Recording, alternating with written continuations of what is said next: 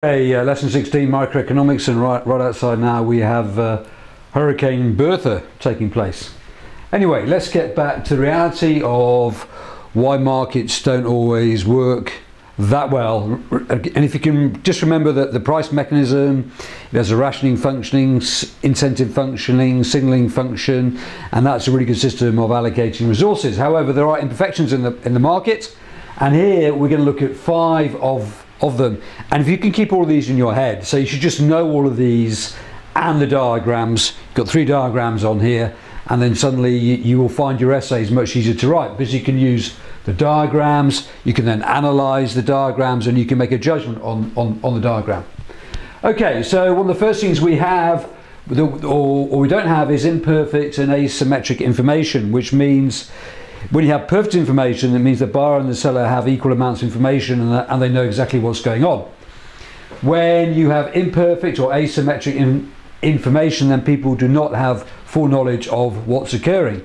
Now, this is actually very, very important when we come to look at merit and demerit goods, is how big or large is the positive or negative externality, and that depends upon a value judgment on there. So I've just chosen a few things here that we don't know everything about. Climate change is one, the consequences and the effects of climate change. Processed food, how bad is it for us? Pension plans. When we look at pension plans, there's about 600 firms with various funds. In which one do we choose? What's the best one to choose? It's sort of been recognised that people tend to choose the wrong ones when they invest their pensions.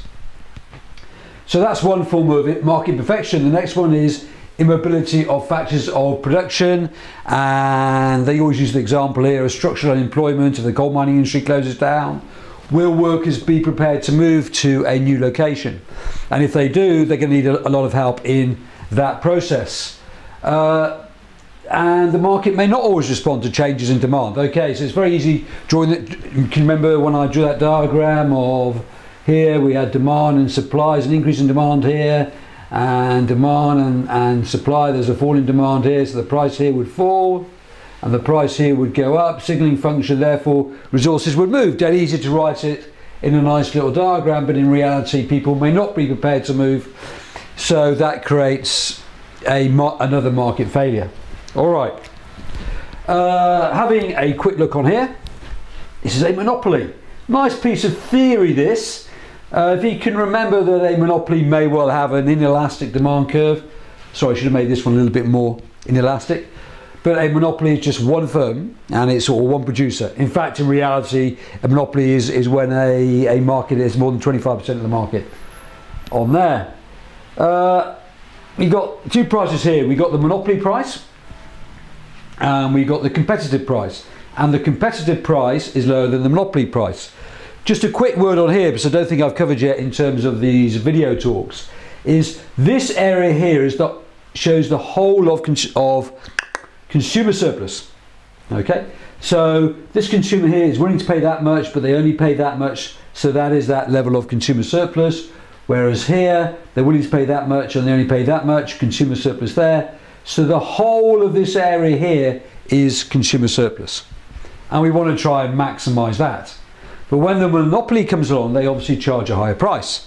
So therefore the consumer surplus falls from there all the way to this little blue triangle here. I've got a blue pen on me, but this area here, that is now the consumer surplus. Okay, so it's clearly fallen. Now this part of consumer surplus, this is fine, because this consumer surplus will be transferred to a monopoly profit.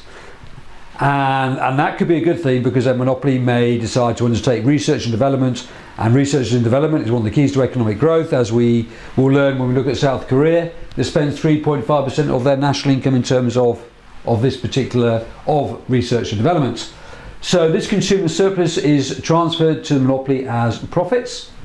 Okay, so overall there is a net welfare loss of this area here. So this is a very simple argument against monopoly, that it will lead, overall it will lead to a welfare loss. However, a monopoly could be good, because it makes money, makes profits, so therefore they can invest in research and development. A subject that we're going to come on to later on in the course is A monopoly may achieve economies of scale, which means as a firm gets bigger, it can maybe buy things in bulk, and that will reduce its cost base. Some monopolies do in fact charge really low prices, and Tesco's is a leader in that. It's as a supermarket, it charges lower prices. Lower prices, as can be shown on here, will increase consumer surplus. Brands are a symbol of quality, so when we have great big brands growing, we know that we're going to buy quality. E.g. when we go to McDonald's, it's pretty cheap food, but we know what we're going to get. The same with Tesco's, it's just a sign of quality for there. And big firms may give lots of sponsorship to different sporting events. So that's a very strong argument, but it's an argument. So maybe monopolies are good, but monopolies will lead to a net loss, that is the welfare loss in there to society. Over here again, you need to keep this in your head and just need to know this, it needs to become part of you, so you just whack these out at any moment in time. So this is a merit good diagram, so it has a positive externality, therefore, but the consumer, remember we want to get to MSB is equal to MSC, if I can put MSC on there, so there's no negative externalities here, we want to get to that point. The only way in which we can get to that point is if we have a subsidy and charge the consumer P double dash. And then we'll get to the point where MSB is equal to MSC and we'll be maximising economic welfare. A demerit good, that is when we have the taxer good, and to make that, to move to MSC is equal to MSB, we have to put on a tax at that rate. So we have to tax a good from P dash to P double dash. And then we will be maximising economic welfare again. So here we've got 5 different market imperfections. How can we get over all of these problems? Well, the government can give out information maybe on processed food. It can even give out the correct information or what it believes to be the correct information on climate change. And it can maybe simplify the whole process in terms of information about our pension plans. Immobility of factors of productions, you've really got to throw money at it, so you've got to retrain these workers or maybe bring industry to that area, so you will bring work to where there is large levels of unemployment. In terms of monopolies, you regulate them to make sure that they work in the interest of the consumers. And over here you have to make a value judgment down here on how big the demerit good, on how big the negative externality is in terms of demerit goods, or on how big the positive externality is in terms of merit goods. Okay, so this session is lesson 16, looking at market imperfections.